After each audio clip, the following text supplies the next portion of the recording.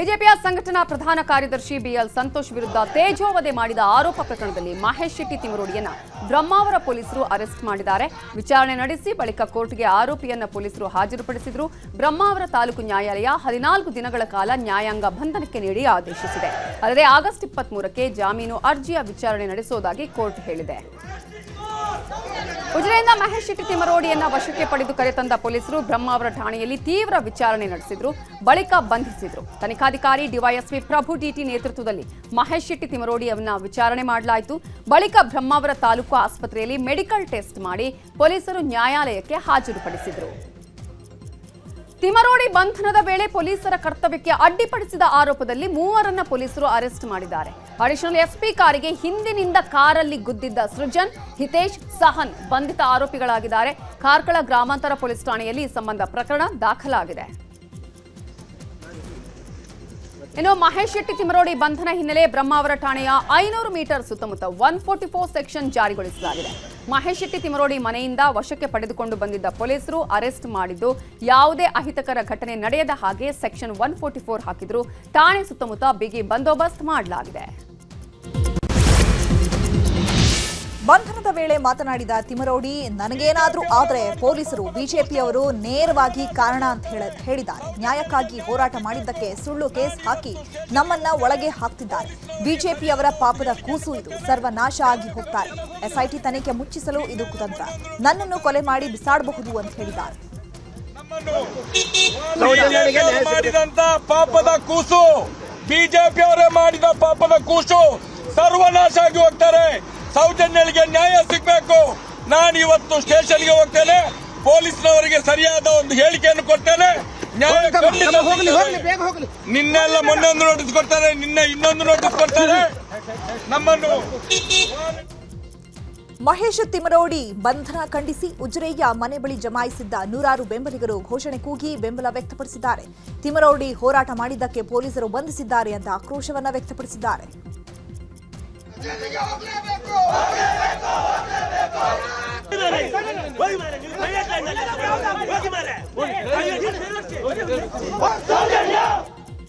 ಮಹೇಶ್ ಶೆಟ್ಟಿ ತಿಮರೋಡಿ ವಶಪಡಿಸಿಕೊಂಡಿರುವಂತಹ ವಿಚಾರದ ಬಗ್ಗೆ ಬೆಂಗಳೂರಿನಲ್ಲಿ ಮಾತನಾಡಿದ ಬಿಜೆಪಿ ಶಾಸಕ ಭರತ್ ಶೆಟ್ಟಿ, ಅರೆಸ್ಟ್ ಮಾಡೋದಕ್ಕೆ 3-4 ಕೇಸ್ ಇದೆ. ಯಾವ ಕೇಸ್ನಲ್ಲಿ ಅರೆಸ್ಟ್ ಆಗಿದ್ದಾರೆ? ಮಂಗಳೂರು, ಉಡುಪಿಯಲ್ಲಿ ಯಾರಾದರೂ ಹೀಯಾಳಿಸಿ ಮಾತನಾಡಿದ್ರೆ ಕೇಸ್ ದಾಖಲಾಗುತ್ತೆ. ಅದೇ ರೀತಿ ದೂರು ದಾಖಲಾಗಿದೆ. ಅದಕ್ಕೆ ಸರಿಯಾಗಿ ಉತ್ತರ ಕೊಡುವ ಅವಕಾಶ ಪೊಲೀಸ್ ಇಲಾಖೆಯ ವ್ಯವಸ್ಥೆಯಲ್ಲಿದೆ. ಪೊಲೀಸರು ಸೂಕ್ತ ಕ್ರಮ ಕೈಗೊಳ್ಳುತ್ತಾರೆ ಅಂತ ಹೇಳಿದರು. ಮಂಗಳೂರು ಕಮಿಷನರೇಟ್ ವ್ಯಾಪ್ತಿಯಲ್ಲಿ ಇರ್ಬೋದು ಮತ್ತು ಬೇರೆ ಕಡೆಗಳ ಉಡುಪಿ ಜಿಲ್ಲೆಯಲ್ಲಿ ಸಹ ನಾವು ಯಾರಾದರೂ ಏನಾದರೂ ಮಾತನಾಡಿದರೆ, ಯಾರನ್ನು ಹೀಯಾಳಿಸಿ ಮಾತನಾಡಿದರೆ ಆ್ಯಕ್ಷನ್ ತೆಗೆದು ಸಹಜ. ಅದೇ ರೀತಿಯಲ್ಲಿ ಕಂಪ್ಲೇಂಟನ್ನು ಮಂಗಳೂರಿನಲ್ಲಿಯೂ ದರ್ಜಾಗಿದೆ, ಉಡುಪಿಯಲ್ಲಿಯೂ ದರ್ಜಾಗಿದೆ. ಖಂಡಿತ ಅದಕ್ಕೆ ಉತ್ತರ ಕೊಡುವಂಥ ನ್ಯಾಯ ಪೊಲೀಸ್ ವ್ಯವಸ್ಥೆಯಲ್ಲಿ ಉತ್ತರ ಕೊಡಲಿಕ್ಕೆ ಎದುರಾಳಿಗೆ ಸಹ ಅವಕಾಶ ಇದೆ. ಉತ್ತರ ಕೊಡದಿದ್ದರೆ ಪೊಲೀಸರು ಅರೆಸ್ಟ್ ಮಾಡಿ ಮುಂದಿನ ಕ್ರಮವನ್ನು ಕೈಗೊಂಡಿದ್ದಾರೆ. ಮಹೇಶ್ ಶೆಟ್ಟಿ ತಿಮರೋಡಿ ವಿರುದ್ಧ ಎಸ್ಐಟಿ ಕಚೇರಿಗೆ ದೂರು ನೀಡಲಾಗಿದೆ. 2018ರಲ್ಲಿ ಸೋಂಪಾ ಯಾನೆ ಬಾಲಕೃಷ್ಣ ಗೌಡ ನಾಪತ್ತೆಯಾಗಿದ್ರು. ಬಳಿಕ ಉಜಿರೆಯ ಬಿಲ್ಲರೋಡಿ ಸರ್ಕಾರಿ ಜಮೀನಿನಲ್ಲಿ ಮೃತದೇಹ ಸಿಕ್ಕಿತ್ತು. ಸ್ಥಳೀಯರು ಮಹೇಶ್ ಶೆಟ್ಟಿ ತಿಮರೋಡಿ ಕೊಲೆ ಮಾಡಿದ್ದಾರೆ ಅಂತ ಆರೋಪಿಸಿದ್ದಾರೆ. ಹೀಗಾಗಿ ಕೇಸನ್ನ ಮರು ತನಿಖೆ ನಡೆಸುವಂತೆ ಭಾಸ್ಕರ್ ನಾಯ್ಕ್ ಅನ್ನೋರು ಎಸ್ಐಟಿ ಕಚೇರಿಗೆ ದೂರು ಕೊಟ್ಟಿದ್ದಾರೆ.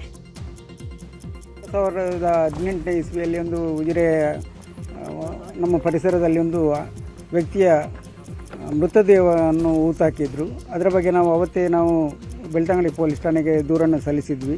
ಆದರೆ ಸಮರ್ಪಕವಾಗಿ ತನಿಖೆ ನಡೆದಿಲ್ಲ. ಆ ಕಾರಣ ನಾವು ಈ ಕೇಸನ್ನು ಈಗ SIT ತನಿಖಾಧಿಕಾರಿಗಳ ಮುಂದೆ ನಾವು ಇವತ್ತು ಕೊಟ್ಟಿರುತ್ತೇವೆ. ಅವರು ಸರಿಯಾದ ದಿಕ್ಕಿನಲ್ಲಿ ತನಿಖೆ ಮಾಡಿ ಅದಕ್ಕೆ ನಮಗೆ ಆ ಸಂಶಯಾಸ್ಪದ ಸಾವು ಯಾರಿಂದ ಯಾಕೆ ನಡೆಯಿತು ಎಂಬುದರ ಬಗ್ಗೆ ಸಂಪೂರ್ಣ ಚಿತ್ರಣವನ್ನು ನಮಗೆ ನೀಡಲಿಕ್ಕಿದ್ದಾರೆ. ನಾವು ತನಿಖೆಯ ಮೇಲೆ ಸಾಕಷ್ಟು ಭರವಸೆಯನ್ನು ನೀಡಿ ಇದನ್ನು ಕೊಟ್ಟಿರುತ್ತೇವೆ. ಸುಜಾತಾ ಭಟ್, ಮಹೇಶ್ ಶೆಟ್ಟಿ ತಿಮರೋಡಿ, ಗಿರೀಶ್ ಮಟ್ಟಣ್ಣನವರ್, ಸಮೀರ್ ವಿರುದ್ಧ ಪೊಲೀಸರಿಗೆ ಸ್ನೇಹಮಯ ಕೊಟ್ಟಿದ್ದಾರೆ. ಮಂಗಳೂರಿನ ಧರ್ಮಸ್ಥಳ ಪೊಲೀಸ್ ಠಾಣೆಯಲ್ಲಿ ದೂರು ದಾಖಲಿಸಿದ್ದು ಕೂಡಲೇ ಬಂಧಿಸಿ ವಿಚಾರಣೆ ನಡೆಸಿ ಅಂತ ಆಗ್ರಹಿಸಿದ್ದಾರೆ. ಪೊಲೀಸರಿಂದ ಬಂಧನ ಭೀತಿಯಲ್ಲಿದ್ದ ಯೂಟ್ಯೂಬರ್ ಸಮೀರ್ಗೆ ಮಂಗಳೂರು ಜಿಲ್ಲಾ ಕೋರ್ಟ್ನಿಂದ ನಿರೀಕ್ಷಣಾ ಜಾಮೀನು ಸಿಕ್ಕಿದೆ. ಧರ್ಮಸ್ಥಳ ಬಗ್ಗೆ ಅವಹೇಳನ ಮಾಡಿದ್ದ ಆರೋಪದಲ್ಲಿ ಧರ್ಮಸ್ಥಳ ಠಾಣೆಯಲ್ಲಿ ಸುಮೋಟೋ ಪ್ರಕರಣ ದಾಖಲಾಗಿತ್ತು.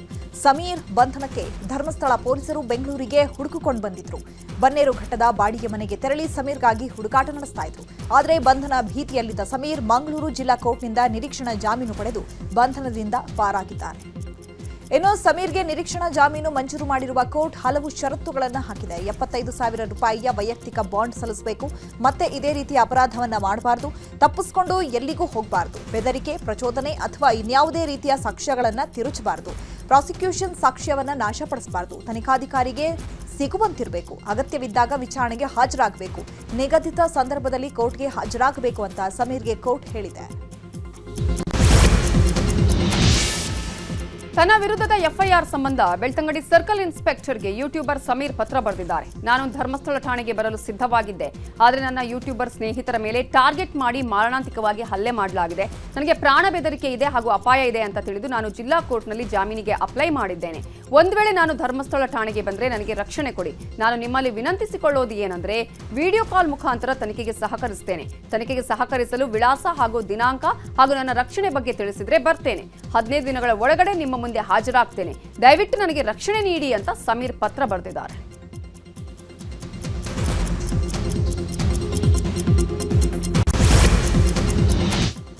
ಈಗ ಧರ್ಮಸ್ಥಳ ರಹಸ್ಯಕ್ಕೆ ಸಂಬಂಧಪಟ್ಟಂತಹ ಸುದ್ದಿಗಳನ್ನು ನೋಡ್ತಾ ಹೋಗೋಣ. ಧರ್ಮಸ್ಥಳದಲ್ಲಿ 100 ಶವಗಳ ಹೂತಿಟ್ಟ ಪ್ರಕರಣದ ಕುರಿತು ಎಸ್ಐಟಿ ತನಿಖೆಯನ್ನ ಚುರುಕುಗೊಳಿಸಿದೆ. ಇನ್ವೆಸ್ಟಿಗೇಷನ್ ಸೈಲೆಂಟ್ ಆಗಿಯೇ ಮುಂದುವರೆಸಿರುವ ಅಧಿಕಾರಿಗಳು ಸೋಮವಾರದಿಂದ 2ನೇ ಹಂತದ ತನಿಖೆಗೆ ಮುನ್ನುಡಿ ಬರೆದಿದ್ದಾರೆ. ಈಗಾಗಲೇ 3 ಸ್ಥಳಗಳನ್ನು ಗುರುತಿಸಿರುವುದಾಗಿ ಅನಾಮಿಕ ಹೇಳಿದ್ದಾನೆ. ಸೋಮವಾರ ಅನಾಮಿಕನಿಂದ ಮತ್ತೆ ಸ್ಪಾಟ್ ಮಹಜರು ನಡೆಯುವ ಸಾಧ್ಯತೆ ಇದೆ. ಈಗಾಗಲೇ ಸಾಕಷ್ಟು ದಾಖಲೆಗಳನ್ನು ಸಂಗ್ರಹ ಮಾಡಿರುವ ಎಸ್ಐಟಿ ಅನಾಮಿಕನಿಗೆ ಮತ್ತಷ್ಟು ಅವಕಾಶ ನೀಡುವ ಸಾಧ್ಯತೆ ಇದೆ. ಧರ್ಮಸ್ಥಳ ಪ್ರಕರಣದ ತನಿಖೆಯನ್ನ ಎಸ್ಐಟಿ ಚುರುಕುಗೊಳಿಸಿದೆ. ಅನಾಮಿಕನ ಮೂಲವನ್ನ ತನಿಖಾಧಿಕಾರಿಗಳು ಪರಿಶೀಲಿಸುತ್ತಿದ್ದು ಅನಾಮಿಕನ ಕುಟುಂಬಸ್ಥರಿಂದ ಹೇಳಿಕೆ ದಾಖಲು ಪಡೆದುಕೊಂಡಿದ್ದಾರೆ. ವಿಚಾರಣೆ ವೇಳೆಯೇ ಶವ ಹೂಳುವಾಗ ರಾಜು ಜೊತೆ ಅಣ್ಣಂದರಿದ್ರು ಅಂತ ಹೇಳಿದ್ದ. ಹೀಗಾಗಿ ಓರ್ವ ಅಣ್ಣ ಸಾವನ್ನಪ್ಪಿದ್ದು ಮತ್ತೋರ್ವ ಅಣ್ಣನ ಹೇಳಿಕೆಯನ್ನ ದಾಖಲು ಮಾಡಿಕೊಳ್ಳಲಾಗಿದೆ. ಅನಾಮಿಕನಿಗೂ ಮೊದಲೇ ಅಣ್ಣ ಧರ್ಮಸ್ಥಳದಲ್ಲಿ ಕೆಲಸ ಮಾಡ್ತಿದ್ದ. ಅನಾಮಿಕನನ್ನ ಕೆಲಸಕ್ಕೆ ಸೇರಿಸಿದ್ದೇ ಆತನ ಅಣ್ಣ. 25 ವರ್ಷ ಅನಾಮಿಕನ ಅಣ್ಣ ಧರ್ಮಸ್ಥಳದಲ್ಲಿ ಕೆಲಸ ಮಾಡ್ತಿದ್ರು. ಆತ್ಮಹತ್ಯೆ ಮಾಡಿಕೊಂಡಿದ್ದ ಶವಗಳನ್ನಷ್ಟೇ ಹೂತು ಹಾಕ್ತಿದ್ವಿ. ಮರಣೋತ್ತರ ಪರೀಕ್ಷೆಯಾದ ಶವಗಳನ್ನ ಮಣ್ಣು ಮಾಡ್ತಿದ್ವಿ. ಅಕ್ರಮವಾಗಿ ಶವ ಹೂತಿಲ್ಲ, ಪೊಲೀಸರ ಸಮ್ಮುಖದಲ್ಲಿ ಹೂತಿದ್ದೇವೆ. ಕೌಟುಂಬಿಕ ಕಲಹವಾಗಿ ಅನಾಮಿಕನ ಜೊತೆ ಮಾತು ಬಿಟ್ಟಿದ್ವಿ ಅಂತ ಅನಾಮಿಕನ ಅಣ್ಣ ಎಸ್ಐಟಿ ಮುಂದೆ ಹೇಳಿಕೆಯನ್ನ ಕೊಟ್ಟಿದ್ದಾರೆ. ಇನ್ನು ಅನಾಮಿಕನ ಮತ್ತೊಬ್ಬ ಅಣ್ಣ ಸಾವನ್ನಪ್ಪಿದ್ದು ಆತನ ಪತ್ನಿ ಕೂಡ ಎಸ್ಐಟಿಗೆ ಹೇಳಿಕೆ ನೀಡಿದ್ದಾರೆ. ಅನಾಮಿಕನ ಜೊತೆಗೆ ಅಣ್ಣಂದಿರು ಧರ್ಮಸ್ಥಳದಲ್ಲಿ ಕೆಲಸ ಮಾಡ್ತಿದ್ರು. ಧರ್ಮಸ್ಥಳದಲ್ಲಿ 3 ಸೋದರರು ಸ್ವಚ್ಛತಾ ಕಾರ್ಯವನ್ನ ಮಾಡ್ತಾ ಇದ್ರು. ಅಷ್ಟು ಬಿಟ್ರೆ ನನ್ಗೇನು ಗೊತ್ತಿಲ್ಲ ಅಂತ ಅನಾಮಿಕನ ಅತ್ತಿಗೆ ಹೇಳಿದ್ದಾರೆ. ಇನ್ನು ಅನಾಮಿಕ ವಿಚಾರಣೆ ವೇಳೆ ಶವ ಹೂಳುವಾಗ ನನ್ನ ಜೊತೆ ಸ್ನೇಹಿತರು ಕೂಡ ಇದ್ರು ಅಂತ ಹೇಳಿದ್ದ. ಹೀಗಾಗಿ ಅನಾಮಿಕ ಸ್ನೇಹಿತ ರಾಜು ಎಂಬಾತನನ್ನ ಅಧಿಕಾರಿಗಳು ವಿಚಾರಣೆ ಮಾಡಿದ್ರು. ಈ ಬಗ್ಗೆ ನ್ಯೂಸ್ 18 ಜೊತೆ ಮಾತನಾಡಿದ ರಾಜು, ಅನಾಮಿಕ ಹೇಳ್ತಾ ಇರೋದು ಸುಳ್ಳು. ನಾವು 2-3 ಶವ ಹೂತಿದ್ದು ಬಿಟ್ರೆ ಬೇರೆ ಶವ ಹೂತಿಲ್ಲ.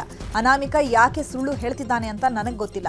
1 ಶವ ಹೂತಿದ್ರೆ ನಮಗೆ 50 ರೂಪಾಯಿ ಕೊಡ್ತಾ ಇದ್ರು ಅಂತ ರಾಜು ಹೇಳಿದ್ದಾನೆ. ಒಂದು ಜೆಂಟ್ಸ್ ಒಂದು ಲೇಡೀಸ್ ನೀರಲ್ಲಿ ತೇಳ್ಕ ಬಂದು ಫುಲ್ ಕೊಳ್ದಾಗಿತ್ತಲ್ವಾ, ಅದೆಲ್ಲ ಬಂದು ಯಾರೋ ಸ್ನಾನ ಮಾಡಕ್ ಬಂದವರು ಹೇಳಿದ್ಮೇಲೆ ಮಾಹಿತಿಗಾರರು ಬಂದು ಹೇಳ್ದ್ಮೇಲೆ ಅದೆಲ್ಲ ಪ್ಯಾಕ್ ಮಾಡಿ ಆಂಬುಲೆನ್ಸ್ ಅಲ್ಲಿ ಕಳಿಸ್ತೀವಿ ಸರ್. ಅದು 1000 ಊತಾಕಿದಾಗ JCB ತೆಗಿತೈತಿದ್ದೀನಿ. ಅದು ತೆಗಿಬೇಕಾರೆ ಒಂದು ಬಾಡಿ ಸಿಗ್ಬೇಕು, ಇಲ್ಲ ಒಂದು ಎಣ ಸಿಗ್ಬೇಕು, ಒಂದು ಮೂಳೆ ಸಿಗ್ಬೇಕು, ಏನೂ ಸಿಗ್ತಾ ಇಲ್ಲ. ಸುಳ್ಳ್ಯಾಗ ಹೇಳ್ಬೇಕು ಸರ್. ಒಂದು ಧರ್ಮಸ್ಥಳದಲ್ಲಿ ನಾಪತ್ತೆ ಆಗಿದ್ದಾರೆ ಅನ್ನೋ ಅನನ್ಯ ಭಟ್ ನನ್ನ ಮಗಳು ಅಂತ ಸುಜಾತಾ ಭಟ್ ಫೋಟೋವೊಂದನ್ನ ತೋರಿಸಿದ್ರು. ತನ್ನ ಮಗಳು ಧರ್ಮಸ್ಥಳದಿಂದ ನಾಪತ್ತೆ ಅಂತ ಧರ್ಮಸ್ಥಳ ಠಾಣೆಯಲ್ಲಿ ದೂರು ಕೊಟ್ಟಿದ್ರು. ಈಗ ಅನನ್ಯ ಭಟ್ ನಾಪತ್ತೆ ಪ್ರಕರಣವನ್ನ ಎಸ್ಐಟಿಗೆ ವರ್ಗಾವಣೆ ಮಾಡಿ ಡಿಜಿ ಐಜಿಪಿ ಆದೇಶಿಸಿದ್ದಾರೆ. ಇನ್ನು ಸುಜಾತಾ ಭಟ್ ಎಂದು ಬಂದಿರೋ ಮಹಿಳೆ ಹೆಸರು ಸುಜಾತಾ ಉಪಾಧ್ಯ ಅನ್ನೋದು ಗೊತ್ತಾಗಿದೆ. ಇವರು ಉಡುಪಿ ಬಳಿಯ ಪರಿಕ ಗ್ರಾಮದವರು. ನಾರಾಯಣ ಉಪಾಧ್ಯಾಯರು 5 ಎಕರೆ ಭೂಮಿಯನ್ನ ದೇವಸ್ಥಾನ ಸೇರಿ ಧರ್ಮಸ್ಥಳಕ್ಕೆ ಅವರು ಕೊಡ್ತಾರೆ. ಕೊಟ್ಟ ಮೇಲೆ ಅಲ್ಲಿ ಒಂದು ದೇವಸ್ಥಾನ ನಿರ್ವಹಣೆಯನ್ನು ತುಂಬ ಒಳ್ಳೆ ರೀತಿಯಲ್ಲಿ ಮಾಡ್ತಾ ಇದ್ದಾರೆ ಮತ್ತು ಒಂದು ಪ್ರಕೃತಿ ಚಿಕಿತ್ಸಾ ಆಸ್ಪತ್ರೆಯನ್ನು ಕಟ್ಟಿಸ್ತಾರೆ. 5 ಎಕರೆ ಭೂಮಿ ನಾರಾಯಣ ಉಪಾಧ್ಯಾಯರು ಕೊಟ್ಟಂಥದ್ದು ಮತ್ತು 13 ಎಕರೆ ಭೂಮಿಯನ್ನ ಅಲ್ಲಿ ಸ್ಥಳೀಯವಾಗಿ ಪರ್ಚೇಸ್ ಮಾಡಿರುವಂಥದ್ದು. ಒಳ್ಳೆಯ ರೇಟನ್ನು ಕೊಟ್ಟು, ಎಲ್ರಿಗೂ ಸಮಾಧಾನಕರವಾದ ರೇಟನ್ನು ಕೊಟ್ಟು ಅಲ್ಲಿ ಪರ್ಚೇಸ್ ಮಾಡ್ತಾರೆ. ಸುಂದರವಾದ ಧರ್ಮಸ್ಥಳ ಎಸ್ಐಟಿ ವಿಚಾರಣೆ ಬಗ್ಗೆ ಮಾಧ್ಯಮಗಳಿಗೆ ಮಾತನಾಡಿರೋ ಬಿಜೆಪಿ ರಾಜ್ಯಾಧ್ಯಕ್ಷ ಬಿವೈ ವಿಜಯೇಂದ್ರ, ಎಸ್ಐಟಿ ರಚನೆ ಮಾಡಿದ್ದಾಗ ನಾವು ಸ್ವಾಗತ ಮಾಡಿದ್ವು, ಸತ್ಯಾಂಶ ಹೊರಬರಬೇಕು ಅಂತ ಹೇಳಿದ್ದೇವೆ. ಆ ನಿಲುವಿನಿಂದ ನಾವು ಇವತ್ತಿಗೂ ಹಿಂದೆ ಸರಿದಿಲ್ಲ. ಆದರೆ ಅಪಪ್ರಚಾರ ನಿಲ್ಲಿಸುವ ಕೆಲಸವನ್ನ ಸರ್ಕಾರ ಮಾಡಿಲ್ಲ. ಇದು ವ್ಯವಸ್ಥಿತ ಷಡ್ಯಂತ್ರ. ಹೀಗಾಗಿ ಬಿಜೆಪಿ ಮುಂದಿನ 1 ವಾರ ಎಲ್ಲಾ ವಿಧಾನಸಭಾ ಕ್ಷೇತ್ರದಲ್ಲಿ ಹೋರಾಟ ಮಾಡುತ್ತೆ. ಧರ್ಮದ ಉಳಿಗಾಗಿ ಧರ್ಮ ಯುದ್ಧ ಮಾಡ್ತೇವೆ. ನಾಳೆಯಿಂದ ನಮ್ಮ ಹೋರಾಟ ಆರಂಭ ಆಗುತ್ತೆ ಅಂತ ಹೇಳಿದ್ದಾರೆ. ಕೋಲಾರದ ಮಾಲೂರಿನಿಂದ ಧರ್ಮಸ್ಥಳಕ್ಕೆ ಚಲೋ ಕಾರ್ಯಕ್ರಮಕ್ಕೆ ಸ್ವಾಭಿಮಾನಿ ಜನತಾ ಪಕ್ಷದಿಂದ ಚಾಲನೆ ನೀಡಲಾಗಿದೆ. ಆನಂದ್ ಗುರೂಜಿ, ನಾಗಲಾಪುರ ಮಠ ಶ್ರೀ ತೇಜೇಶಲಿಂಗ ಸ್ವಾಮಿ ಚಾಲನೆ ಕೊಟ್ಟಿದ್ದಾರೆ. 200ಕ್ಕೂ ಹೆಚ್ಚು ಕಾರು, 60 ಬಸ್ಗಳಲ್ಲಿ 5,000ಕ್ಕೂ ಹೆಚ್ಚು ಜನರು ಧರ್ಮಸ್ಥಳಕ್ಕೆ ಪ್ರಯಾಣ ಬೆಳೆಸಿದ್ದಾರೆ. ಧರ್ಮಸ್ಥಳ ಪರವಾಗಿ ಶಿವಮೊಗ್ಗದಲ್ಲಿ ಬೃಹತ್ ಪ್ರತಿಭಟನೆ ಮಾಡಲಾಗಿದೆ. ಸಾಗರದ ಪ್ರಮುಖ ರಸ್ತೆಗಳಲ್ಲಿ ಬೃಹತ್ ಪ್ರತಿಭಟನಾ ರ್ಯಾಲಿ ಮಾಡಲಾಗಿದೆ. ಧರ್ಮಸ್ಥಳ ಅಭಿಮಾನಿಗಳ ವೇದಿಕೆ ವತಿಯಿಂದ ಪ್ರತಿಭಟನೆ ನಡೆಸಲಾಗಿದ್ದು, ಬೃಹತ್ ಜನಾಗ್ರಹ ಸಭೆ ಎಂಬ ಹೆಸರಿನಲ್ಲಿ ಪ್ರತಿಭಟನೆ ಮಾಡಲಾಗಿದೆ. ಹಿಂದೂಗಳ ಪವಿತ್ರ ಕ್ಷೇತ್ರ ಧರ್ಮಸ್ಥಳದ ಮೇಲೆ ಕಳಂಕ ತರಲು ಈ ರೀತಿ ಮಾಡಲಾಗ್ತಾ ಇದೆ ಅಂತ ಪ್ರತಿಭಟನಾಕಾರರು ಆಕ್ರೋಶವನ್ನು ವ್ಯಕ್ತಪಡಿಸಿದ್ದಾರೆ. ಧರ್ಮಸ್ಥಳ ಬಗ್ಗೆ ಅಪಪ್ರಚಾರ ಖಂಡಿಸಿ ಬಾಗಲಕೋಟೆಯ ರಬಕವಿ ಬನಹಟ್ಟಿ ನಗರದಲ್ಲಿ ಜೈನ ಸಮುದಾಯ ಹಾಗೂ ಸ್ಥಳೀಯರಿಂದ ಪ್ರತಿಭಟನೆ ನಡೆಸಲಾಗಿದೆ. ಬಂಧಿಸಿ ಹೋರಾಟ ಎಲ್ಲಿಯವರೆಗೆ